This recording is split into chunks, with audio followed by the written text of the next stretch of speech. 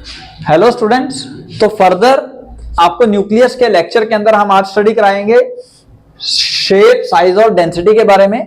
तो सबसे पहले हम बात कर लेते हैं शेप के बारे में। तो जैसा आप सबने देखा कि रदरफोर्ड एक्सपेरिमेंट से या नील बोहर के एक्सपेरिमेंट से आपने पाया कि जो आपके एटम का शेप है वो कैसा है, स्फेरिकल।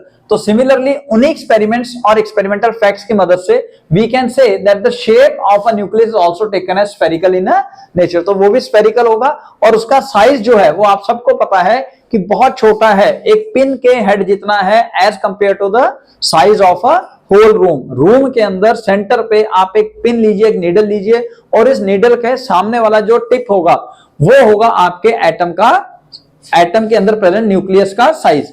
तो अब हम पुत्र साइज की बात करते हैं। तो पहली बात तो यह कि साइज जो है न्यूक्लियस का वो हर एक एटम के लिए अलग अलग होगा। फॉर एग्जांपल मैंने एग्जांपल लिया है हीलियम। देखिए हीलियम के पास 2 प्रोटॉन 2 न्यूट्रॉन्स हैं, तो डेफिनेटली इसका साइज अगर आप कोई भी रखते हैं, लेट्स सपोज आप इसका साइज इतना रखते हो कि सर ये हमारा न्यूक्लियस है जिसके अंदर 2 प्रोटॉन्स और 2 न्यूट्रॉन्स अवेलेबल है। अब अगर आप सोडियम से कंपेयर करेंगे तो इसके अंदर 11 प्रोटॉन और 12 न्यूट्रॉन्स हैं, मास नंबर इज 23 ना। तो डेफिनेटली इसका साइज इतने से में अगर इतने आए हैं तो वो तो 23 टोटल न्यूक्लियॉन्स है, तो वो ज्यादा में आएंगे।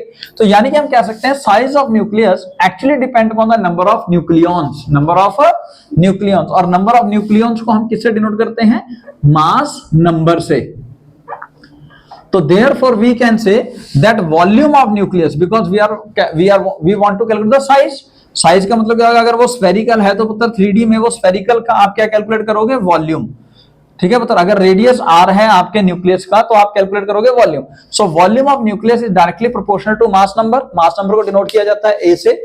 सो अगर रेडियस आपने r रखा है तो वॉल्यूम कितना होगा, 4/3 pi r cube, which is directly proportional to a। अब 4/3 पाई उधर जाएगा या नहीं जाएगा उसको छोड़ो, वो कांस्टेंट है वो हटा दिया, तो r cube is directly proportional to a पुत्र। ठीक है, तो अगर r cube is directly proportional to a है तो we can say r is directly proportional to the cube root of a, जिसको मैं a 1/3 लिख रहा हूं। अब प्रोपोर्शनलिटी का साइन इन सब की टर्म्स को यूज करके जब कैलकुलेट करके एक्सपेरिमेंटल डाटा से आया वो आया r0। So r is equal to r0 into a जिसका क्यूब रूट होगा। तो r0 क्या है पुत्र, this is constant for all the nuclei irrespective of the different mass number. सारे के सारे न्यूक्लियस के लिए r0 की वैल्यू कांस्टेंट है, दैट इज 1.2 into 10⁻15 मीटर, जिसको आप 1.2 फर्मी भी लिख सकते हो। So we can say radius of nuclei is equal to 1.2 into cube root of the A, यानी कि a का 1/3। a क्या है आपका मास नंबर। तो अलग अलग अब आप एटम लाइए और उस एटम का मास नंबर यहां पुट कीजिए और उसके हिसाब से आप रेडियस कैलकुलेट कर सकते हो for that particular atom in terms of fermi. तो स्टूडेंट थर्ड पॉइंट है डेंसिटी का। तो डेंसिटी ऑफ न्यूक्लियस के लिए simple formula mass upon volume. Mass किसका, न्यूक्लियस का, वॉल्यूम किसका, अगेन न्यूक्लियस का, क्योंकि आप डेंसिटी कैलकुलेट करना चाहते हो न्यूक्लियस की, है ना। तो मास का फॉर्मूला आपको बताया था क्या होगा, जितने नंबर ऑफ न्यूट्रॉन्स होंगे उनको आप मल्टीप्लाई कर देंगे with AMU, atomic mass unit, which is 1/12 of the mass of carbon 12 atom, है ना। और वॉल्यूम 4/3 पाई r क्यूब पुत्र। r की वैल्यू आपने यहां से उठानी है, r0 a का क्यूब रूट। ठीक है, तो अब लिखिए a into AMU divided by 4/3 pi into r0 into a का cube root divided by 3 cube. ठीक है, अब उत्तर यहां से a से a कटेगा क्योंकि a का क्यूब रूट 3 से 3 कट जाएगा, r0 का क्यूब ये बाहर आ गया। अब AMU in terms of kg value है 1.67 × 10⁻27 kg, आपने लिख ली। 4/3 कांस्टेंट, पाई की वैल्यू 22/7 और r0 की वैल्यू आपको बताया कांस्टेंट है 1.2 × 10⁻15। तो वो वैल्यू आप यहां पर रखेंगे और उसका क्यूब करेंगे इन टर्म्स ऑफ मीटर। तो इन सबको सॉल्व करके आपका फाइनल आंसर आ जाएगा, डेंसिटी इज 2 × 10⁻17। कितना टेंस है, डेंसिटी देखिए कितनी ज्यादा है, 10⁻17 लगभग 10⁻17 kg पर मीटर क्यूब का ऑर्डर है इसका। ठीक है ना। सो density of a nucleus is approximately 2 × 10⁻17 kg पर मीटर क्यूब। तो पुत्र अब इसके बाद न्यूक्लियस के इंफॉर्मेशन, बेसिक इंफॉर्मेशन के बाद अगली जो टर्म हमने स्टडी करें that is called radio activity. Radio activity क्या है, it is the spontaneous phenomena of emission of the radiation from the certain element. उन एलिमेंट्स जिनके अंदर से रेडिएशंस अपने आप इमिट होने शुरू हो जाती हैं या फिर एक बार शुरुआत करनी पड़ती हैं, उन्हें बोलते हैं radioactive elements. Why they do so, to acquire the stability. So the phenomena of spontaneous emission of the radiation from the certain element to acquire the stability is called radioactivity. This was first discovered by Henry Becquerel. तो Henry Becquerel sir ने सबसे पहले इसको discover किया था in the year 1896 and this was serendipity. serendipity का मतलब by chance वो इस कंसेप्ट को स्टडी कर पाए, लेकिन वर्ड लिखा हुआ है एक्सीडेंटली नहीं है, दिस इज serendipity, मतलब कर रहे थे रिएक्शंस, तो नंबर ऑफ रिएक्शन करते करते बाय चांस उनको इस रिएक्शन में ये वर्ड या ये टर्म जो है वो समझ में आई कि ये रेडियो एक्टिविटी हो सकती है। उन्होंने क्या किया था, यूरेनियम का सैंपल लिया, उस यूरेनियम को ब्लैक पेपर से रैप कर दिया और उसके सामने रखा एक सिल्वर का फॉयल और उसके आगे रखी एक फोटोग्राफिक प्लेट। तो जब यूरेनियम के थ्रू कुछ रेडिएशंस निकली, वो सिल्वर फॉयल से स्ट्राइक करके वहां से जो रेडिएशन निकली, तो वो radiation basically when strike on to the photographic plate, तो वहां पे उनका कुछ इफेक्ट ब्लैकनिंग की फॉर्म में नजर आया। तो फिर इन रेडिएशंस को स्टडी किया गया, जो कि पाया गया कि यूरेनियम 235 या आगे आपको पढ़ाया जाएगा अलग अलग रिएक्शंस, तो वहां से वो जो रेडिएशंस निकली थी, वहीं से ये फिनोमिना रेडियो एक्टिविटी फिर फर्दर स्टडी किया गया। उसके बाद अब क्वेश्चन राइज होता है कि सर ये स्पॉन्टेनियसली रेडिएशंस इमिट ही क्यों करते हैं? इसका सिंपल सा रीजन है कि आज के टाइम पे ऑलमोस्ट 1500 न्यूक्लियाई हमें पता है, जिनमें से 260 न्यूक्लियाई से भी लेस, अबाउट 260 न्यूक्लियस जो है वो स्टेबल हैं, बाकी सारे के सारे अनस्टेबल हैं। तो यानी कि जितने स्टेबल हैं उनको तो आप हटा दीजिए, अब जो बाकी अनस्टेबल रह जाएंगे वो सारे के सारे रेडियो एक्टिव होंगे। ठीक है मतलब, सो दीज अनस्टेबल न्यूक्लियस, यानी कि अब जो आपके 260 छोड़ के बाकी सारे जो न्यूक्लियस रह गए हैं, they attain the stability by emitting alpha particles और बीटा पार्टिकल, या तो अल्फा या बीटा दोनों में से कोई एक पार्टिकल इमिट होगा, which is followed by emission of the gamma radiation, यानी कि इन दोनों में से कोई एक इमिट होगा और उसके बाद फिर गामा रेडिएशंस इमिट होनी शुरू हो जाती हैं इन the form of electromagnetic waves. और ये पूरे का पूरा जो फिनोमिना है, ये एक न्यूक्लियर फिनोमिना है, जिसकी वजह से बाहर के फिजिकल कंडीशन यानी कि टेम्परेचर, प्रेशर, वेरिएशंस का कोई भी इफेक्ट नहीं पड़ता है इस न्यूक्लियर फिनोमिना पे। हाँ, जो रेट ऑफ रेडियो एक्टिविटी है, यानी कि disintegration of radio active substances हैं, वो डिपेंड करेगा आपके न्यूक्लियस की कंसंट्रेशन पे, अंदर कितने न्यूट्रॉन्स हैं, कितने प्रोटॉन्स हैं, क्योंकि उन न्यूट्रॉन और प्रोटॉन की रेशियो को ही मेंटेन करना मेन मकसद होता है for the process of radio activity. तो स्टूडेंट्स, क्वेश्चन राइज होता है कि क्यों कुछ न्यूक्लियाई स्टेबल हैं और क्यों बाकी सारे अनस्टेबल हैं, या किस तरीके से। तो उसके लिए सबसे पहले इन पॉइंट्स को समझिए। कहता है जी, we can explain this concept of stability और unstability for the nuclei by the stability belt, by the stability belt जो हमने यहां पे ड्रॉ की है। उसको समझने से पहले आप ये याद करें कि those atoms for which number of proton is less than और इक्वल टू 20, यानी कि ऐसे एटम्स जिनके अंदर प्रोटॉन्स 20 या 20 से कम है, यानी कि जिनका एटॉमिक नंबर 20 या 20 से नीचे होगा, हाइड्रोजन, हीलियम, लिथियम, बेरिलियम, इन सब की बात की जा रही है, उनके लिए जो रेशियो है for the number of neutrons upon number of protons, वो ऑलमोस्ट 1 होती है। इसका मतलब क्या होगा कि यहाँ पे ऑलमोस्ट नंबर ऑफ न्यूट्रॉन्स और नंबर ऑफ प्रोटॉन जो है वो बराबर होंगे। आप कैलकुलेट करके देख सकते हैं। हीलियम एग्जांपल दिया हुआ, हीलियम, कार्बन, सोडियम। हीलियम का एटॉमिक नंबर 2, मास नंबर 4, यानी कि 2 प्रोटॉन्स और 2 ही न्यूट्रॉन, तो 2/2 करोगे तो 1 आ गया।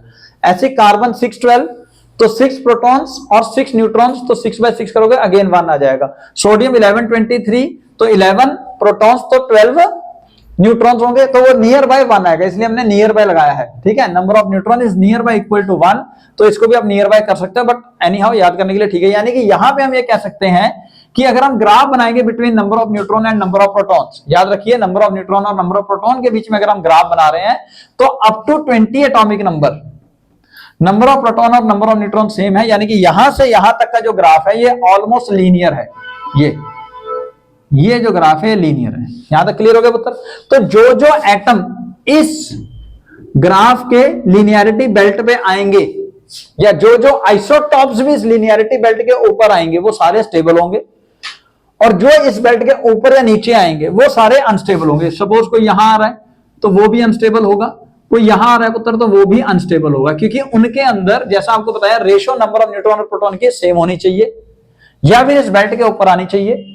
उसका रीजन ये है क्योंकि अगर आप एटम के न्यूक्लियाई की बात करोगे, तो लेट्स सपोज कर लीजिए हम हीलियम की बात करते हैं। हीलियम के पास 2 प्रोटॉन्स है पुत्र, 2 प्रोटॉन लिख लेते हैं, और न्यूट्रॉन्स 4 हैं। न्यूट्रॉन न्यूट्रॉन न्यूट्रॉन न्यूट्रॉन्स, यहीं पे लिख लेता हूं। ठीक है जी। अब दो तरीके की फोर्स यहां पे लगेगी। सबसे पहले प्रोटॉन प्रोटॉन के बीच में रिपल्सिव फोर्स लगेगी, जिसको आप इलेक्ट्रोस्टैटिक फोर्स ऑफ रिपल्शन कहोगे। और उसके अलावा एक न्यूक्लियर फोर्स लगेगी जो कि 100 टाइम्स ज्यादा है as compare to the electrostatic force. और वो जो न्यूक्लियर फोर्स है वो न्यूट्रॉन प्रोटॉन में भी लगती है, प्रोटॉन प्रोटॉन में भी लगती है, और न्यूट्रॉन न्यूट्रॉन में भी लगती है पुत्र। ठीक है। अब ये जो इलेक्ट्रोस्टैटिक फोर्स और आपकी न्यूक्लियर फोर्स है, ये सेम होना चाहिए। अगर इलेक्ट्रोस्टैटिक फोर्स ज्यादा हुई तो वो आपका न्यूक्लियस बर्स्ट हो जाएगा, मतलब स्वेलअप हो जाएगा, बड़ा हो जाएगा, फट जाएगा। अगर न्यूक्लियर फोर्स ज्यादा हुई तो वो छोटा हो जाएगा, है ना, यानी कि खत्म हो जाएगा, सिंक हो जाएगा। तो दोनों ऑलमोस्ट बराबर होनी चाहिए। तो यहां पे स्टेबिलिटी का रीजन ये होगा कि ये जो फोर्स है ये ऐसे, ठीक है ना पुत्र।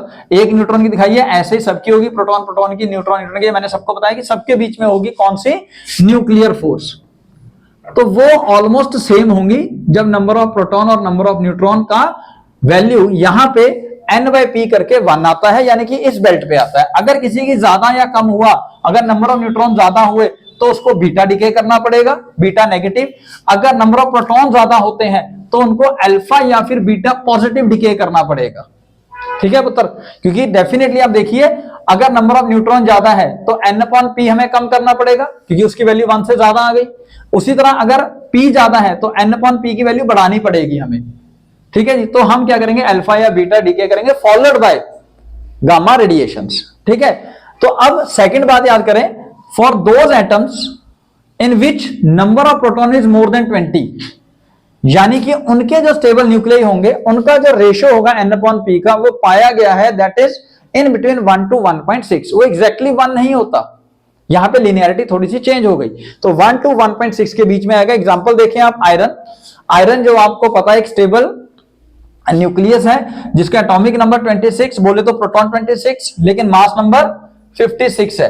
तो अगर नंबर ऑफ न्यूट्रॉन देखोगे 30 है पुत्र, तो 30 डिवाइड बाय 26 करोगे 1 थोड़ी आएगा, 1 पॉइंट समथिंग आएगा।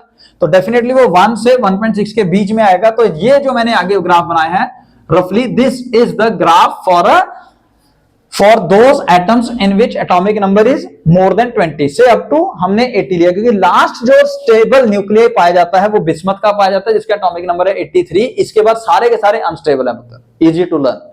ठीक है जी। तो अब बिस्मथ का भी चेक कर लीजिए, एटॉमिक नंबर 83 है तो प्रोटॉन 83 होंगे, मास नंबर 208 है तो नंबर ऑफ न्यूट्रॉन 125। तो इसका ग्राफ जो है वो हमने यहां से लिया है कि यहां तक नंबर ऑफ प्रोटॉन और अगर न्यूट्रॉन के बीच में ग्राफ बनाओगे तो समथिंग कुछ ऐसा होगा। और इसी को आप बोल रहे हो पुत्र स्टेबिलिटी बेल्ट। क्या बोल रहे हो आप, स्टेबिलिटी बेल्ट। अब स्टेबिलिटी बेल्ट के ऊपर जो जो एटम आएंगे वो सारे तो होंगे स्टेबल, यहां पे यहां पे यहां पे, जहां कहीं पे भी जो एटम आ जाएगा वो तो होगा स्टेबल। लेकिन जो कोई भी एटम या आइसोटोप आप कहिए वो इस स्टेबिलिटी बेल्ट के ऊपर या नीचे होगा, वो अनस्टेबल होगा। और वही एटम या आइसोटोप, मैं बार बार बोल रहा हूं क्योंकि हम बात कर रहे हैं न्यूक्लियस की, एक न्यूक्लियर फिनोमिना है रेडियो एक्टिविटी। तो वो जितने भी न्यूक्लियस होंगे वो स्टेबल होने के लिए क्या करेंगे पुत्र, रेडिएशंस इमिट करेंगे in the form of alpha beta, और in the form of alpha beta particles, और साथ में followed by emission of gamma radiations. तो यहां पे आप याद करें, अगर नंबर ऑफ न्यूट्रॉन्स ज्यादा हैं तो हमें बेसिकली नंबर ऑफ न्यूट्रॉन का मतलब ज्यादा क्या है कि हमें नेगेटिव चार्ज को डिके कराना है। ठीक है, प्रोटॉन्स को बढ़ाना है, प्रोटॉन्स को बढ़ाना है तो नेगेटिव चार्ज जो है वो निकाल दो, तो वो नेगेटिव इलेक्ट्रॉन नहीं जाएंगे, यहां से जाएंगे बीटा नेगेटिव डिके। ठीक है पुत्र। और अगर बाय द वे प्रोटॉन्स ज्यादा है तो अल्फा पार्टिकल, आपको पता है alpha particle is similar to as that of the helium particle, है ना, हीलियम एटम के जैसा है अल्फा पार्टिकल, जिसका चार्ज +2 है, वो या बीटा पॉजिटिव डिके होगा, जिसकी वजह से प्रोटॉन्स कम हो जाएंगे और वो न्यूट्रॉन्स के ऑलमोस्ट बराबर होंगे। तब n/p की वैल्यू जो है वो 1 से 1.6 के बीच में आ जाएगी। This is the reason for the emission of the radiation by the elements to get the stability which can be studied easily by the terms called stability belt.